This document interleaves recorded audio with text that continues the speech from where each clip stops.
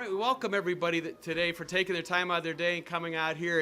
And Mary from the Herald asked me, why are we doing this? And I said, well, and if you look at your second page, and honestly, there's no test with this or anything like that, but let me get one myself. Marilyn Black of Oil Region Alliance and Petroleum Historical Institute was good enough to put together this sheet.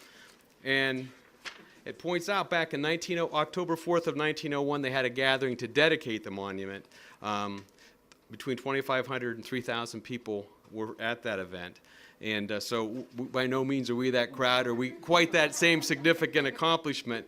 But nevertheless, I thought the way the community came behind this project, I thought we should get together here before weather broke. And I'm glad you all took the time out of your day to do that. I'm not real good at following my notes, so let me make sure if there's anything else. But yeah, you could tell by looking at Mrs. Drake, she looks kind of bundled up, so I think that was a cold October day. And as Jesse Fisk commented, how did 25 or 3,000 people get out here? Would have been kind of an interesting time to be here. With that, before we start, as we start, I'd like Dr. Barry Crespin, one of our board members and the pastor of Presbyterian Church, to open with a prayer of dedication, if he would. I thought to myself, how do you say a prayer for a monument? So before I say a prayer, let me talk just a little bit about the cemetery. When I came to town in the late 60s, Dave Jones was president of the Woodlawn Corporation, and it was still a private stockholders operation, though it was absolutely making no profit whatsoever. And David called me on the phone one day, and he said, I'm going to twist your arm until you say yes to being on the board of the cemetery. And right from the start, it was a challenge. Some of you remember that in 73, 74, we went into a deep recession. The stock market tanked. Benny Crawford, some of you remember Benny Crawford. Benny Crawford used to moan over the fact that it's impossible, I'm quoting him directly, to run a cemetery at a time when there's high inflation and the stock market has tanked. And so it's always been a trial, running the cemetery. And then, roughly 20 years after that, we had a terrible flood, and it completely destroyed, you remember that, just completely destroyed the ponds and the streams. And we had to raise almost $100,000 to make the necessary repairs. And somehow, Barb, the money was there. Somehow it was there. But this project has been among the most draining in terms of demanding energy on the part of the board that I think that we have ever tackled. We thought that surely some oil company would be interested in picking up the roughly $43,000 tab for this. After all, it was an oil company that installed it to begin with. We had Richie Temple. Some of you know Richie. We had Richie Temple helping us with that, and Richie's an executive with, as you know, prominent oil company, and he couldn't make it to first base, and finally said, I give up. Do whatever you need to do. And so it's thanks to the generosity of many of you who are seated here, but also many who are not seated here, that this project has become a reality. But let me assure you, as Steve could tell you, and Susie could tell you, and various other longtime members of the board could tell you, this has been a great concern for several decades. We were actually afraid that the thing would fall apart. That's the truth. We were afraid that it would fall apart. And so when Richie sent these pictures to his company, we thought, surely they'll have mercy on us and they'll send us, a meager $43,000. That's all we need, right? That's the amount. 44.9. Okay, pretty close. But it didn't happen. So we're grateful to all of you who had any part at all in making this possible. I hope you've admired the project. The pointing job is absolutely exquisite. Now, most of you are probably focused on the driller, but the pointing is absolutely superb. And for the cemetery board, that was actually the most important part of the job, because otherwise the thing in a few years would just collapse upon itself. Many of us knew Jack Fisk, and I think I recognize you. You worked on you're Jack Fisk's son, right? Yeah. We're grateful to Jack Fisk, not only that he fixed the Presbyterian Church, and I think he fixed the Methodist Church, I think he fixed the Wesley. I mean, he's done a lot of work down here. Yeah, he is one great guy, and I have a terrible regret that he is not with us this afternoon, because he was of such help to us in putting together this project. And I know he's looking down and smiling, because I think his whole heart was in this project. I remember his saying, "This is no ordinary granite. This is granite that came from, what, Yosemite? This is granite that came all the way from Yosemite. Wow. It has to be preserved." And so what type of prayer does one, this is all culminating in a prayer. Yes, sooner or later we're going to get to the prayer, Susie. What kind of prayer does one pray for such a project? I think it has to be a prayer of gratitude and thanksgiving. And so I invite you to join me in that. Almighty God, we understand that it is more than just a monument that we celebrate today, but it's a strong commitment of many people across many generations. The monument, of course, stands for such things as creativity, initiative, the willingness to take risks, all those things that we admire in each other and in our leaders.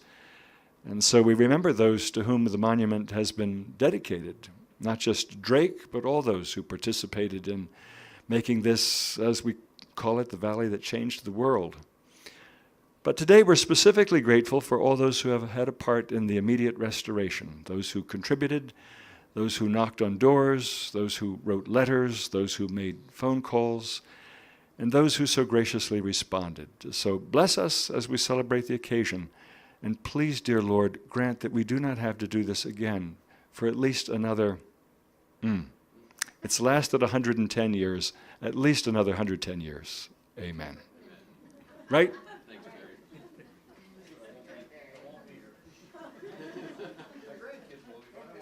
I'd like next to call on Jim Nystrom, our mayor.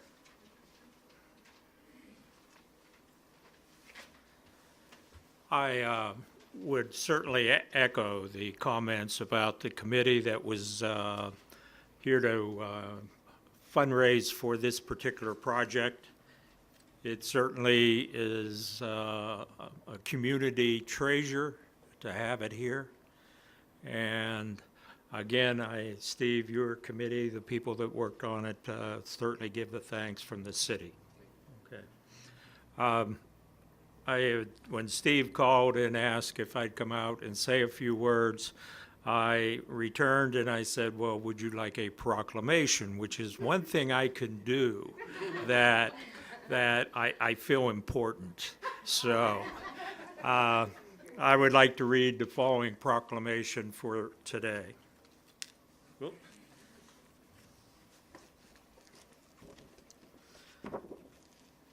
Whereas the Driller Monument, erected in 1901 alongside the graves of Colonel Edward Drake and his wife within Woodland Cemetery, commemorates Colonel Drake's first drilling of the first well to obtain oil. And whereas the driller, originally created with a $100,000 donation by Henry H. Rogers of the Standard Oil Company, after more than 100 years has shown signs of deterioration and aging, and whereas generous donations were received from individuals and groups with a tie to Titusville in excess of $44,900 costs to restore the monument, and whereas the Erie-based firm of Frisk and Sons removed the driller weighing in at nearly 1 ton to Cleveland for restoration on July 22nd of 2001 and returned the driller preserved on September 26th of 2011.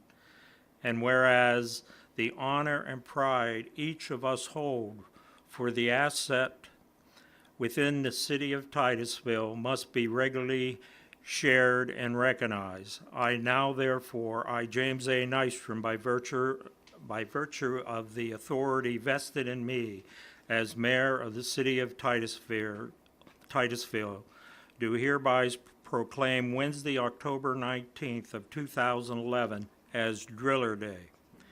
Let it be a time for each member of our community to visit this memorial, be thankful for our roots and quality of life, and to celebrate the restoration and return of a significant piece of our city's history.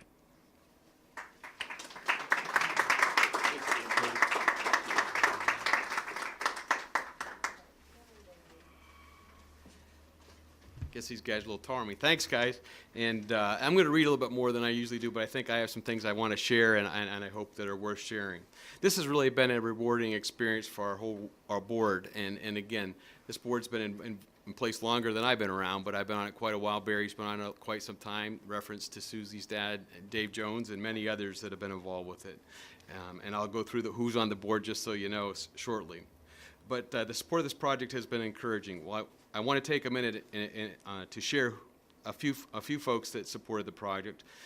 It was rewarding as I spent some time putting these thoughts together, and there's a little shoebox beside my desk that has all the envelopes that came into them as I tried to come down on Sunday nights and deposit. And there's $10 on this envelope and $50 on this envelope and a note, hey, this is all I can give you now, but call me back in the spring. And that was neat. And that was probably about a third of the project that came from just those kind of letters and small gifts. And we appreciate them all. And again, I'm a little bit hesitant to talk about some of the other givers, but out of fear of overlooking someone, but I'm going to give it a shot. Right off the bat, we had Oral Region Alliance and the Petroleum Historical Institute, both related to Marilyn and Randy Seitz. There was apparently a little bit of money left over from Oil 150, and what a great way to get the project started. The McKinney family was very generous and hopped on. And then, again, somebody else we're missing, the Newsons, Howard and Norman Newson, their son Randy stepped up and made a major contribution in tribute of his family.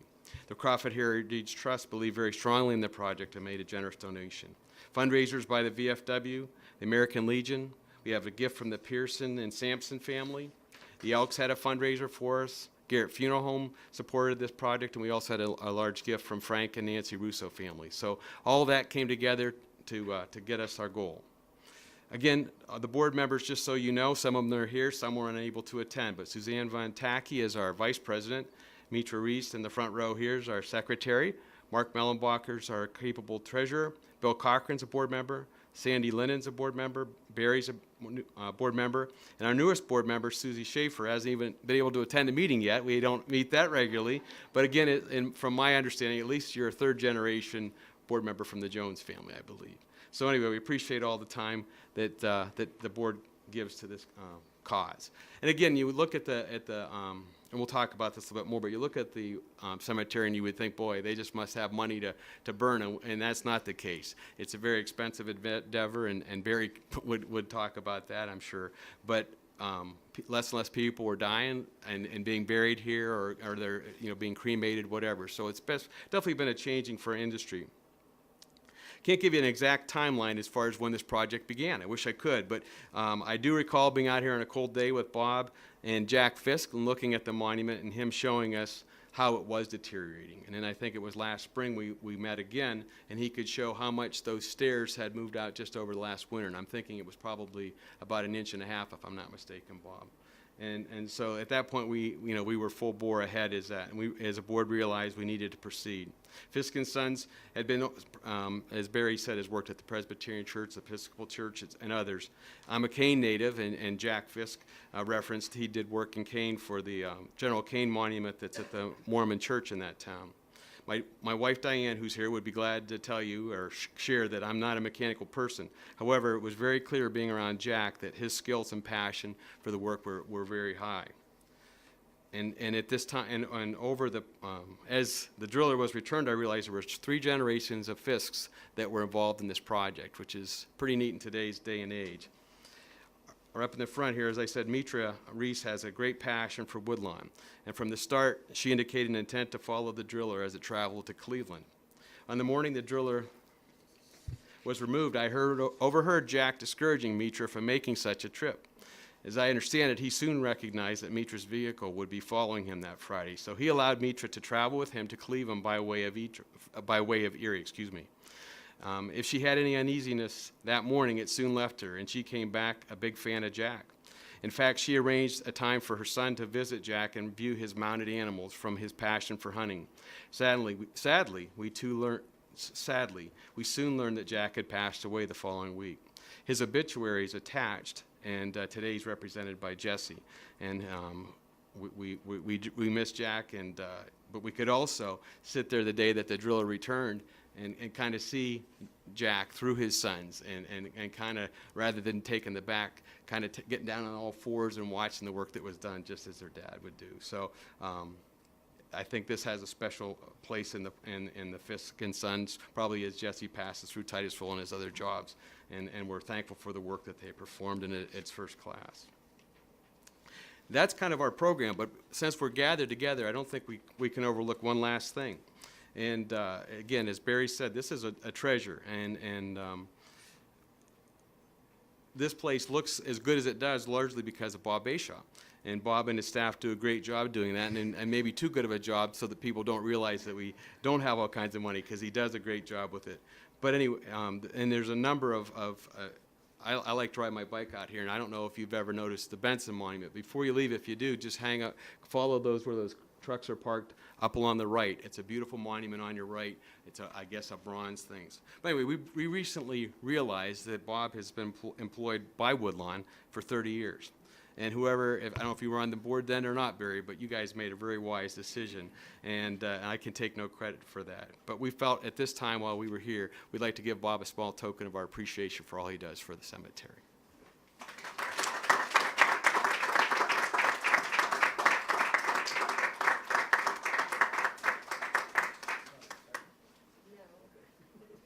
I talk fast. That's kind of all I think we have here today, unless anybody would like to share anything that, as far as relating to the monument or their experiences in that regard.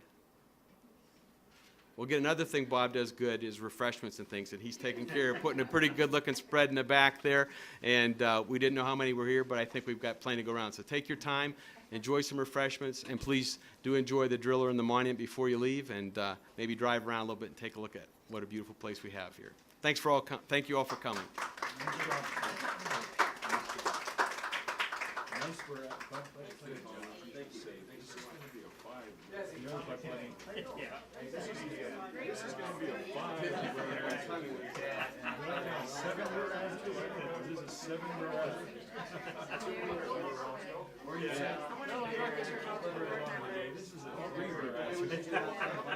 That's right. Nice job. Thanks, Barry. Nice job. Thank you. What amazes most is that we couldn't get any oil company to even answer our letter.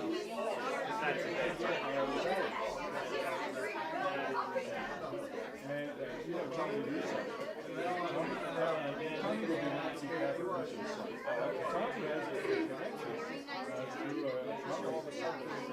to Standard Oil. And he couldn't make it the first day. And he thought, sure he'd be able to.